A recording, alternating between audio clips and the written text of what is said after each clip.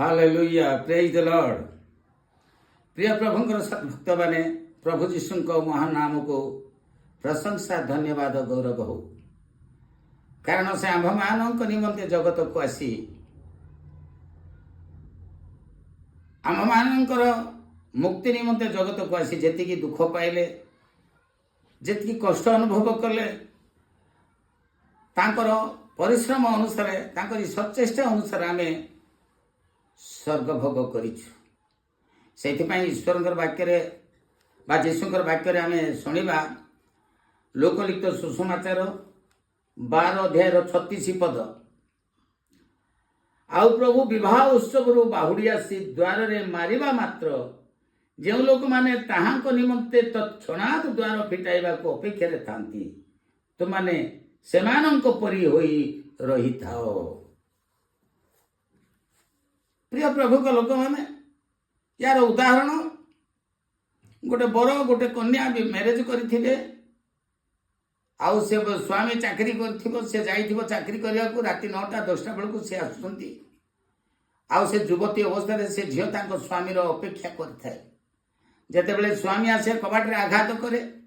हाँ मो स्वामी आसिले बोली करी से न खाई न पी निद्रा न जाई से जगी थी 10टा 11टा रात्र तांको स्वामी आसवा पर्यंत 12टा रात्र मध्य तांको स्वामी आसुचंती,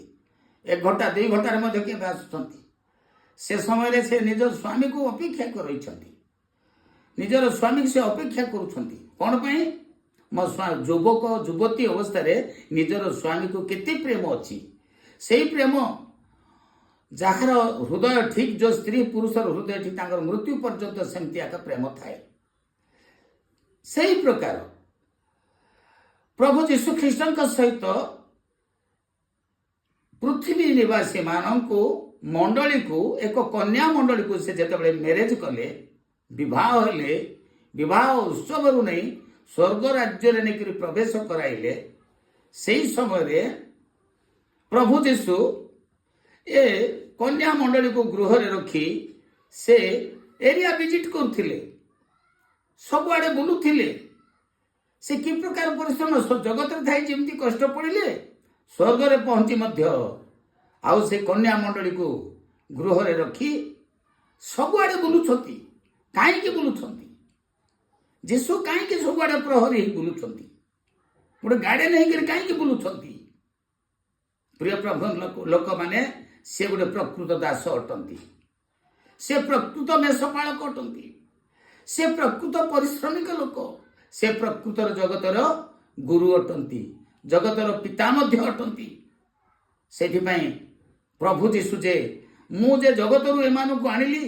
एमाने मते दिन की राति कष्ट पड़ी रही आज स्वर्ग राज्य रे से माने आसी पहुंची, विचार दिन रे विजय लाभ करिछंती। आउ एबे जणा पड़ुछि शैतान एबे जगत रे बुलुछि। शैतान केते बेला आसी भितरे पसि जीवो बोली जीशुଙ୍କର आइडिया अच्छी। से शैतान कोठी बुलुछि? जगत रे बुलुछि, स्वर्ग पर्यंत आसुछि, स्वर्ग को तो आसे नहीं। हाँ जगत सब भ्रमण कर देखुछि, कोटी घुसरी पल नांती, कोटी गाई गोरु नांती, गछ पत्र नाही, पानी नई नाळ नाही, समुद्र नाही, सब सुखिछि। सूर्य चंद्र भी तळे खची गले, सूर्य खचिले तळे, चंद्र खचिले तळे, नक्षत्रमाला खचिले, सब ध्वंस है, अग्निर सहित सब ध्वंस है। परमेश्वर क्रोधर दिन में पृथ्वी ध्वंस है।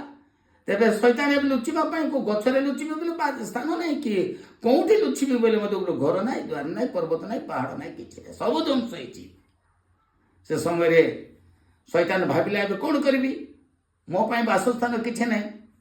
स्वर्ग रे जीशु नहीं करी भक्त मान को नहीं रखी स्वर्ग रे, आउ मु से स्वर्गपुर को जीवी, से भितर पशिबी जमी हेले भी पशिबी। स्वर्गपुर जीशु जिते जाणिक से जीशु बुलुंट बुलु बुलु शैतान केते बेगे से भितर पहुंची जाइए, स्वर्ग भितर शैतान पहुंची जाते को जीशु देखिले। आ सेटा लेखा जाइए माथ्यू 22:12 पदरे, कहले हे बंधु तुम्हें विवाह वस्त्र परिधान न करी किपरि ए स्थान को आसिल, मात्र से निरुतर होई रहिला। देखो प्रिय प्रभु को लोक माने जगत रे कौन स्थान न मिलबारू से स्वर्ग को मध्य भक्त मान को जो स्थान रखिंट से स्थान को स्वर्ग को शैतान केते चेष्टा कर कौशल पहुंची जाइछंती किंतु जीशु जानी जीशु तो जानुच ना से आसो बोली जीशु जिते बेले शैतान पोछवाटा देखिले शैतान को धरने जीशु गले आ पचार हे बंधु तुम्हें विवाह वस्त्र परिधान न करी किपरि स्थान को आसिल मात्र से निरुत्तर हो रहीगला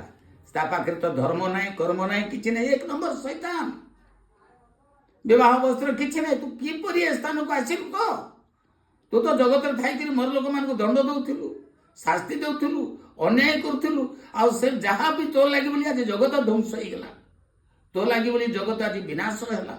एवं तू आउ थे स्वर्ग को विनाश करने आसीचु तो लगे बोलिक स्वर्ग में दूत मैंने अनशन करुले आमको केते दुख देती तेल भाजी करतरे काटी मुंड छेची जो दुख देती से शैतान जगत अच्छी धरवाई प्राचीन माने मत अनुरोध करथिले आज तू धरा पड़ीछु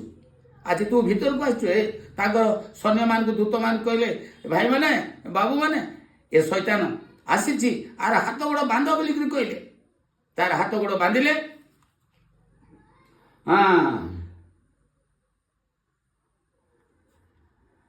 से राजा परिचारक मान को कहले 22-13 पद माथ्यू 22-13 पद कहते से राजा परिचारक मान को कहले यार हाथ गोड़ बांधी या बाहर अंधकार पकाई दियो सेठारे रोदन और दंतर किड़िमिड़ी हेब प्रेज द लॉर्ड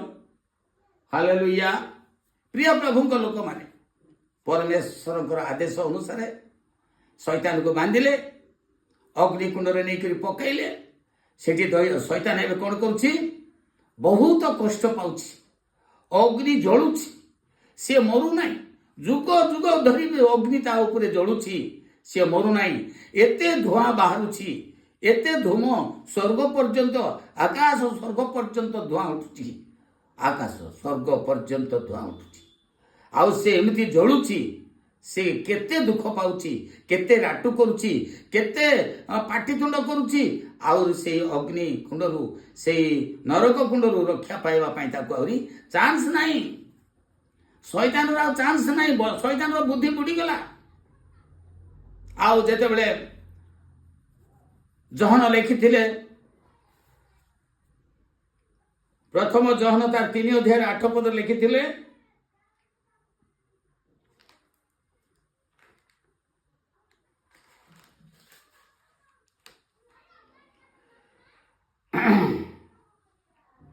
कारण शैतान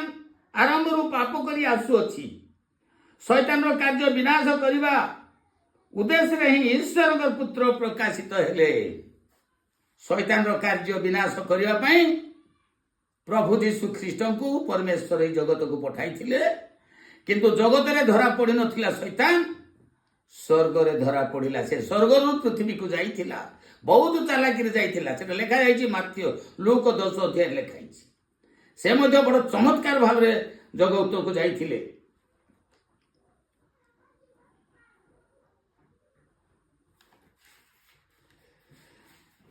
बिजुली बेसर जाइथिला देखिबा लोक 10 रो तार 17-18 पद रे एथि तारे से 70 जन बाहुडी आसी आनंद रे कहिले प्रभु भूत माने सुधा आपनक नाम रे आपनक आंभ मानकर बसीभूत अटंती किंतु से समान को कहले बिजुली परी स्वर्ग रु शैतान को पड़िबा मु देखुथिली। प्रिय प्रभु लोक माने ए शैतान स्वर्ग रु आका जगत को आस्थिला एबे भी स्वर्ग रे आका से धरा पड़िला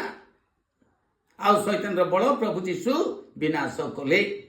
परमेश्वर पठैथिले शैतान रो बळ को विनाश करबा पई प्रभु यीशु को पठाइथिले तेणु करी प्रिय प्रभु लोक माने शैतान को विनाश करबा पई केवल यीशु को छडा हो के विनाश कर परबे नै तेणु करी आपण मान को अनुरोध करा जाउछि कि शैतान रो कार्य विनाश करबा हेले यीशु ठारे संपूर्ण विश्वास करबा पड़िबो परमेश्वर ठारे भरोसा रखिबा पड़िबो परमेश्वर को नाम को ध्यान करबा पड़िबो परमेश्वर को छाड़िबा पड़िबो छाड़ी हेबो नै कारण से ही जगतर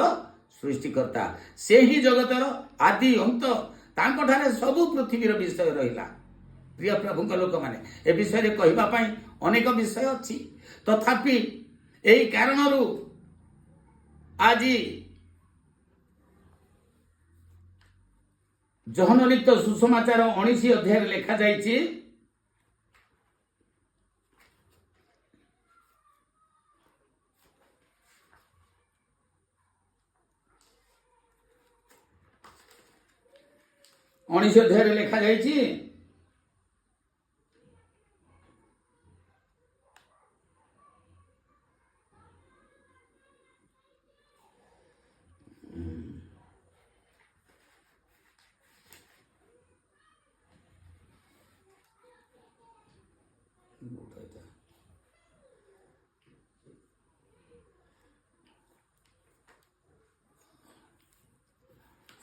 ପ୍ରକାଶିତ 19 ଅଧ୍ୟାୟରେ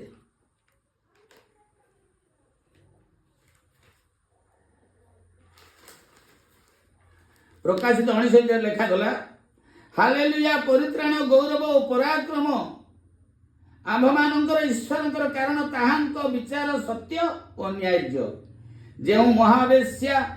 ଆପଣା ବ୍ୟଭିଚାର ଦ୍ୱାରା ପୃଥିବୀକୁ ଭ୍ରଷ୍ଟ କରିଥିଲା, ସେ ତାହାକୁ ଦଣ୍ଡ ଦେଇ ଆପଣା ଦାସମାନଙ୍କର ରକ୍ତପାତର ପରିଶୋଧ ତାହାଠାରୁ ନେଇଅଛନ୍ତି। ପୃଥିବୀରେ ପ୍ରଭୁଙ୍କର ଦାସମାନଙ୍କ ଯେତେ ଅନ୍ୟାୟ କରିଥିଲା ଏଇ ଶୈତାନ, ମୁଣ୍ଡ ଛେଚିଥିଲା, ଖଣ୍ଡ ଖଣ୍ଡ କରି କର୍ତ୍ତରେ କାଟିଥିଲା, ତେଲରେ ଭାଜିଥିଲେ, ଆଉ ବିଭିନ୍ନ ପ୍ରକାର ତଳ ମୁଣ୍ଡ ଉପର ଗୋଡ଼ କରିଥିଲେ, ଉପର ମୁଣ୍ଡ ତଳ ଗୋଡ଼ କରି ମାରିଥିଲେ। ଏହି ପ୍ରକାର ଦଣ୍ଡ ସେ ଯେତେବେଳେ ଦେଇଥିଲା, ସେଇଥିପାଇଁ ଦୂତମାନେ ଅନଶନ କରୁଥିଲେ ଯେ ଶୈତାନକୁ ନ ଧରିଲେ ସବୁବେଳେ ସେ ସ୍ୱର୍ଗ ରାଜ୍ୟରେ ଆସେ, ସେ ଜଗତର ଲୋକମାନଙ୍କୁ ନଷ୍ଟ କରୁଛି ବୋଲି କହୁଥିଲେ। ଆଉ ଯେତେବେଳେ ଶୈତାନକୁ ଧରିଦେଲେ, ତେବେ ସେମାନେ କହୁଛନ୍ତି କ'ଣ, ଏଥର ହେଲା ଶୈତାନର ବଳ ବିନାଶ କରିବାକୁ ଯୀଶୁ ଆସିଥିଲେ। ଏ ସ୍ୱର୍ଗକୁ ମଧ୍ୟ ପୋଛିଥିଲା, ସ୍ୱର୍ଗକୁ ବି ସ୍ୱର୍ଗ ରାଜ୍ୟକୁ ବି ଛାରଖାର କରିବା ପାଇଁ, ବିନାଶ କରିବାକୁ ଯାଇଥିଲା। ଏଥର ଯେଉଁମାନେ ଯୀଶୁଙ୍କୁ ବିଶ୍ୱାସ କରି ସ୍ୱର୍ଗକୁ ଆସିଛନ୍ତି, ସେମାନଙ୍କର କୌଣସି କ୍ଷତି ହେବ ନାହିଁ। ରୋମିଓ ତାର 8 ଅଧ୍ୟାୟରେ ଲେଖିଛନ୍ତି, ରୋମିଓ ତାର 8 ଅଧ୍ୟାୟର 1 ପଦରେ ଲେଖାଯାଇଛି,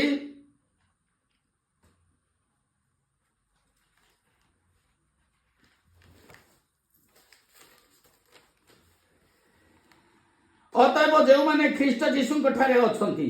ସେମାନଙ୍କ ପ୍ରତି ବର୍ତ୍ତମାନ କୌଣସି ଦଣ୍ଡ ଆଜ୍ଞା ନାହିଁ।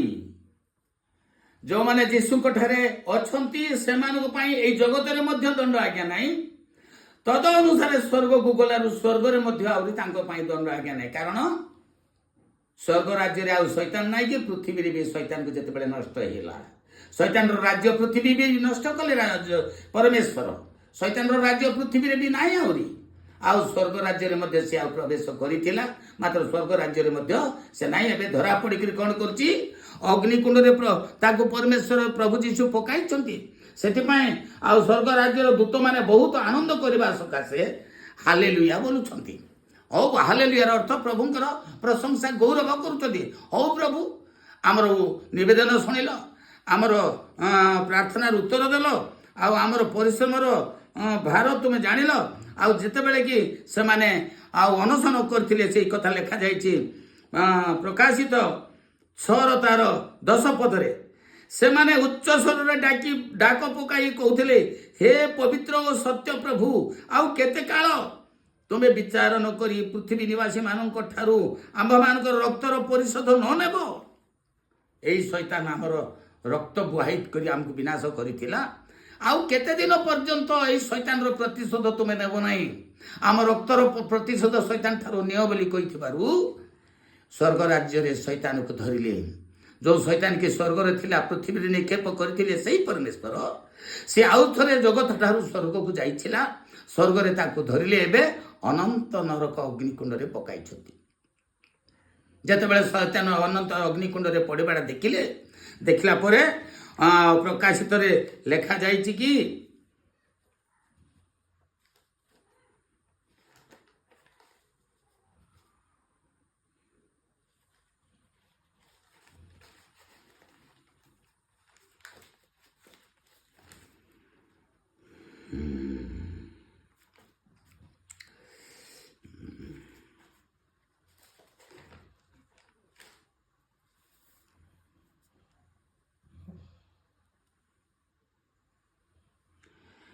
ଏ ହେ ସ୍ୱର୍ଗ